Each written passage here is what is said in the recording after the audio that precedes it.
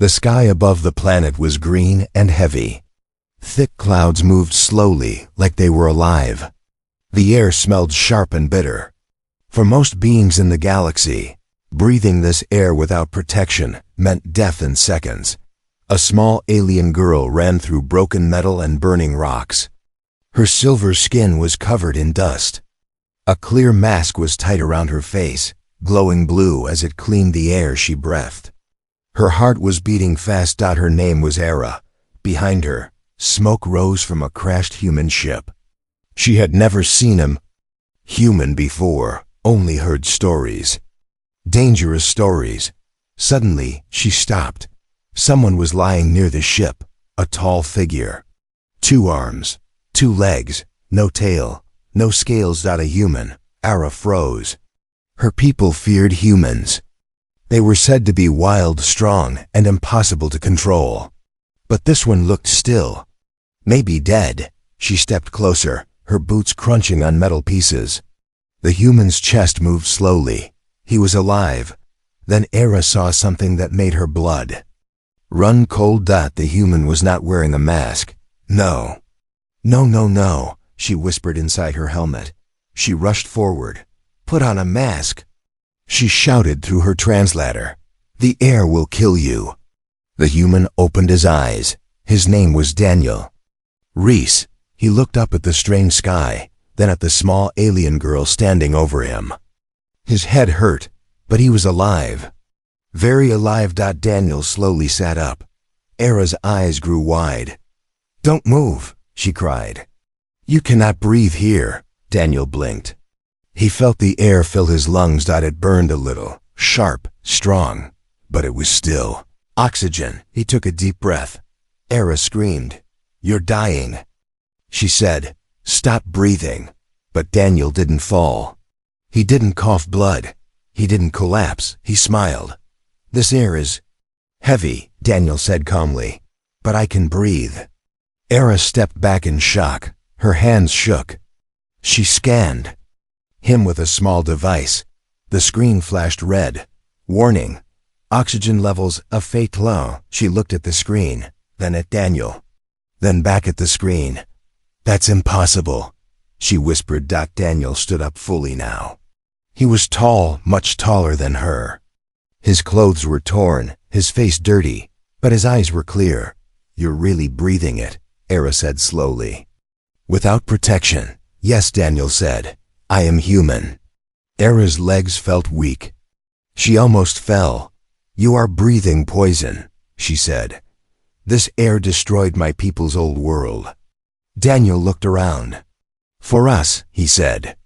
Softly, this is life. Era stared at him like he was a monster. Or something more. Suddenly, her device beeped loudly. She looked down. Her eyes widened in fear. Guards, she said. They detected the crash. Daniel heard distant footsteps. Metal boots, voices. They will kill you, Era said. Or worse, they will study you. Daniel stayed calm. Then we should leave. Era laughed nervously. You don't understand. You are breathing death. To them, you are a walking weapon. The footsteps grew louder. Ira made a fast choice.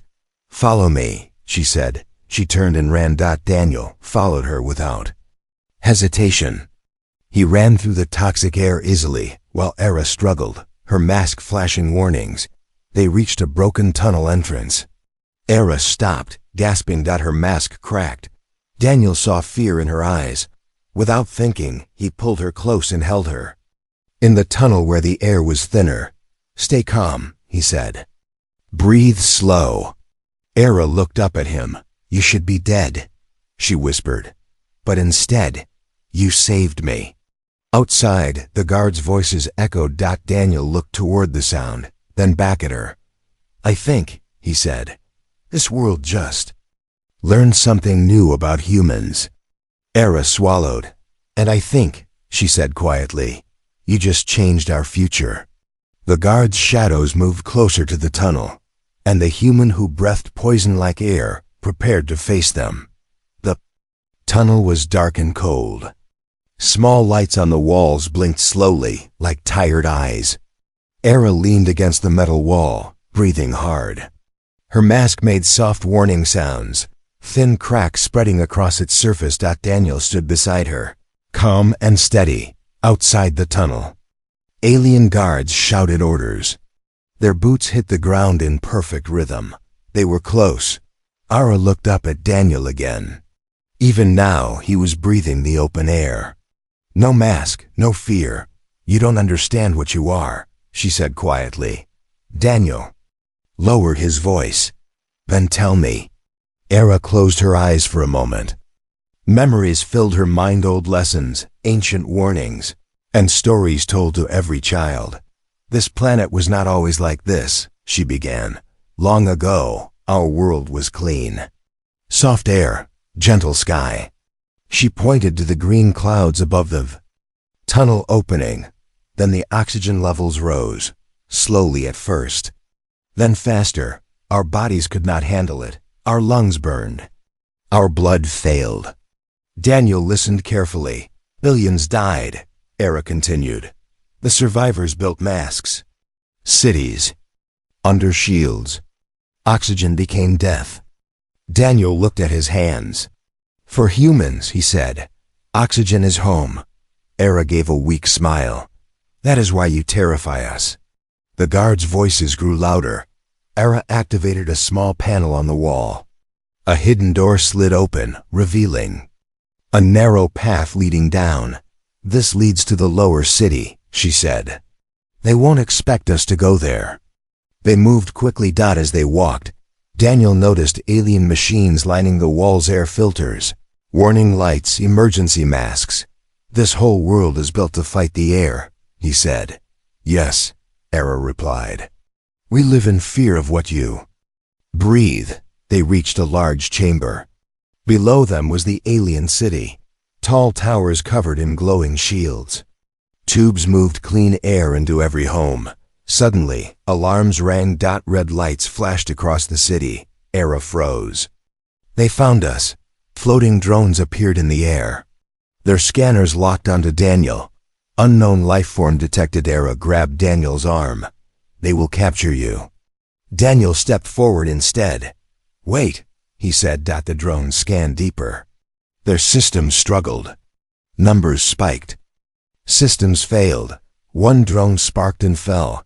The others pulled back. Era stared in disbelief. "The scanners can't understand you," she said. "Your body chemistry, it breaks our systems." More guards arrived, weapons raised. They wore heavy suits, their masks thick and dark. "Human!" One of them shouted. "Kneel now." Daniel did not kneel. He stood tall, breathing deeply. The guards hesitated. Their leader stepped forward. "You are dangerous," he said. "Your breath alone can kill." Daniel spoke calmly. "I don't want to hurt anyone," the leader laughed. "You already do, just by existing." Era moved between them. "He saved my life," she said. "He is not a weapon." The guards turned to her in shock. "You defend it?" the leader asked. "Yes," Era said firmly. "Because he is proof." "Proof of what?" the leader demanded. "That we are weak," she said. "And he is strong." Silence filled the chamber. Daniel looked at the city below. A world trapped behind shields. A people afraid of the air itself. "We adapt," Daniel said slowly. "That's what humans do." The guards raised their weapons again. "Enough," the leader said. "Take him to the council, alive." Energy cuffs snapped around Daniel's wrists. They did nothing. Ara watched, fear and hope mixing in her eyes. As Daniel was led away, oxygen alarms rang across the city, the world that feared. Air had just captured a man who mastered it, and every alien felt it. Something had changed. The prison chamber was silent. The walls were smooth and white, glowing with soft blue light. No windows. No doors that could be seen. The air inside was carefully filtered, weak and thin, safe for aliens. Daniel sat in the center of the room. He was alone. Metal cuffs were locked around his wrists and ankles. Thin energy lines hummed, trying to read his body. The system showed warning after warning. Error unknown, biology unstable, PRME Teres. Daniel breathed slowly. To the alien systems. His breathing was a threat. Behind the wall, scientists watched him through hidden screens. They wore thick masks and heavy suits. None of them dared enter the room with him. He should be dead by now. One scientist said, "He is breathing raw oxygen," another replied. "That air melts our lungs." "But he is calm," the first one whispered. "Too calm." Hours passed. Daniel did not scream. He did not beg. He waited. Finally, the wall shimmered and became clear. Era stepped inside, her mask replaced with a stronger model. Her eyes showed fear and guilt. "They said I should not come," she said softly. Daniel smiled. "But you did." Era looked around the chamber. "They are afraid of you." Daniel shook his head. "They don't know me." Era hesitated. "They call you the Breather, a creature that lives in death air." Daniel laughed quietly. "Back home, this air is normal." Suddenly, alarms rang. A red light flashed. Era turned quickly. "Pressure drop," she said. "The oxygen filters are failing." The walls hissed as raw air rushed in. Outside the room, aliens panicked. "Our air is rising." Someone shouted, "Seal the chamber." But it was too late. The oxygen level inside climbed fast. Era fell to her knees, gasping. Her mask flickered. Daniel stood up. He felt stronger as the air grew richer. He pulled against the cuffs. Crack, the metal bent. Era stared. In shock. "Stop," she cried. "You will trigger defense systems." Daniel broke the cuffs fully and rushed to her side. He lifted her easily. "Hold on," he said. Her mask shattered. Era screamed once, then Daniel covered her mouth gently. "Slow breaths," he said calmly. "Follow me." He carried her to the far wall and smashed a panel open. Thin, low-oxygen air flowed out. Era coughed, then breathed. She lived. Outside, guards froze in fear as they watched the human walk freely through rising oxygen. "He broke containment." Someone whispered. "He is immune," another said. "No, he grows stronger." The prison doors opened automatically. Confused by his biology. Daniel stepped into the hall, Era in his arms. Weapons were raised. "Don't shoot!" Era shouted weakly. "He saved me." Daniel looked at the guards. Their hands shook. Their masks fogged. "I don't want war," Daniel said. "But I will not die quietly." The oxygen alarms screamed across the facility. The leader of the guards stepped forward slowly. "You are not a prisoner," he said. "You are a disaster." Daniel met his eyes. "No," he said firmly. "I am human." And in that moment, every alien watching understood one thing. This human would not break. The council chamber was high and wide, shaped like a circle. Transparent walls showed the green sky outside. Oxygen warning symbols glowed everywhere. The air inside was thin, weak and carefully controlled. Daniel stood in the center. No chains, no cuffs, only fear surrounded him. Alien leaders sat on floating platforms, all wearing heavy masks. Their eyes never left Daniel. To them, he was walking death. Era stood near the wall. Her mask was repaired, but her hands were shaking. "You will speak," the High Counselor said. "Explain why you can breathe poison." Daniel looked around the chamber. "This air is not poison to us," he said calmly. "It is the reason we exist." Murmurs filled the room. "Our scientists say oxygen destroys life," another counselor said. Daniel nodded. "It destroys your life, not ours." The High Counselor raised a hand. "Begin your truth." Daniel took a deep breath. The oxygen alarms rose slightly. "Humans were not born on easy worlds," he said. "Our planet tried to kill us every day." A screen appeared behind him. Images of Earth filled the air storms. Fires, floods, wars, high gravity, Daniel continued. Strong storms, disease, predators. The council watched in silence. Oxygen fed our fires, he said. It rusted our cities. It aged our bodies. But it also made us strong. Era's eyes widened as she watched humans climb mountains, fight storms, and survive disasters. We learned to run, Daniel said. To fight, to adapt. A counselor leaned forward. Your world sounds cruel, Daniel nodded slowly. It was. That is why we survived. The screen showed humans in war. Not proud. Not clean. We hurt each other, Daniel said. We almost destroyed ourselves. The council stirred uncomfortably. But we learned, he said. Pain taught us. Era felt her chest tighten. So oxygen made you violent? One counselor asked. No, Daniel replied. It made us enduring. He stepped forward. You built walls to escape your past, he said. We walked through hours. The room went silent. Suddenly, a loud alarm cut through the chamber. Warning. External threat. DTTD red lights flashed. Era looked up. That signal, it's not ours. The High Counselor turned sharply. Enemy fleet, he said. The Void Raiders. Fear spread across the chamber. They use oxygen weapons, another counselor said. We cannot fight them. Daniel looked at the flashing warning. How long until they arrive? He asked. Minutes, Era answered. The council turned toward him. You brought this, one leader accused. Daniel shook his head. They were coming anyway. He clenched his fists. You hide from oxygen, he said. Your enemies use it. The council fell silent. Daniel looked at Era. Let me help, he said. Era's voice shook. They will see you as a monster. Daniel smiled faintly. They already do. Outside, the sky darkened as enemy ships entered orbit. The truth about humans was now known, and the galaxy was about to test it. The council chamber was high and wide, shaped like a circle. Transparent walls showed the green sky outside.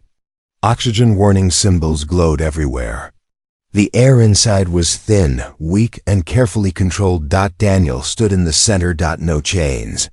No cuffs. Only fear surrounded him. Alien leaders sat on floating platforms, all wearing heavy masks. Their eyes never left Daniel. To them, he was walking death. Era stood near the wall. Her mask was repaired, but her hands were shaking. You will speak, the High Counselor said. Explain why you can. Breathe poison. Daniel looked around the chamber. This air is not poison to us, he said calmly. It is the reason we exist. Murmurs filled the room. Our scientists say oxygen destroys life, another counselor said. Daniel nodded. It destroys your life, not ours. The High Counselor raised a hand. Begin your truth. Daniel took a deep breath. The oxygen alarms rose slightly. Humans were not born on easy worlds, he said. Our planet tried to kill us every day. A screen appeared behind him. Images of Earth filled the air storms. Fires, floods, wars, high gravity, Daniel continued. Strong storms, disease, predators. The council watched in silence. Oxygen fed our fires, he said. It rusted our cities. It aged our bodies. But it also made us strong. Era's eyes widened as she watched humans climb mountains, fight storms, and survive disasters. We learned to run, Daniel said. To fight, to adapt. A counselor leaned forward. Your world sounds cruel, Daniel nodded slowly. It was. That is why we survived. The screen showed humans in war. Not proud. Not clean. We hurt each other, Daniel said. We almost destroyed ourselves. The council stirred uncomfortably. But we learned, he said. Pain taught us. Era felt her chest tighten. So oxygen made you violent? One counselor asked. No, Daniel replied. It made us enduring. He stepped forward. You built walls to escape your past, he said. We walked through ours. The room went silent. Suddenly, a loud alarm cut through the chamber. Warning.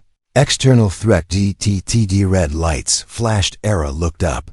That signal, it's not ours. The High Counselor turned sharply.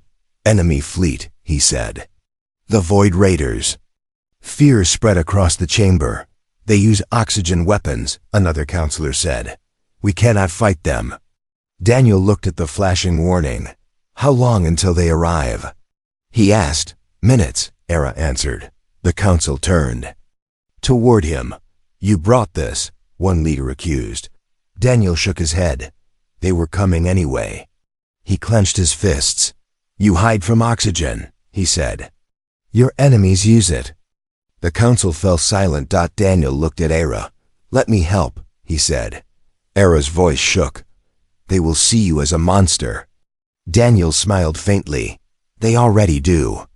Outside, the sky darkened as enemy ships entered orbit. The truth about humans was now known, and the galaxy was about to test it. The battle did not end with the bombs. High above the city, the enemy fleet stayed in orbit. Their ships glowed with power, slowly moving into attack position. The sky looked heavy, like it was about to fall. Inside the command center, silence. Replaced panic. Daniel was brought in on a medical platform.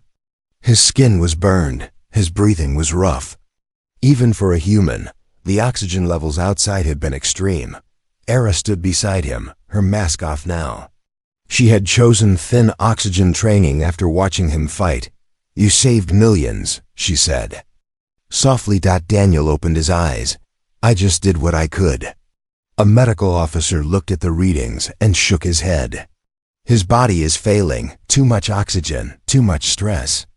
The council gathered again. One voice rose above the others. This human is dangerous to us and to himself. Another answered. He's the only reason we still exist. Arguments filled the chamber. Finally, the High Counselor spoke. There is only one way to end this. All eyes turned to him. We overload the planetary core, he said. Release controlled oxygen into space. It will blind the enemy sensors and force them to retreat. Era gasped. That will tear the planet apart.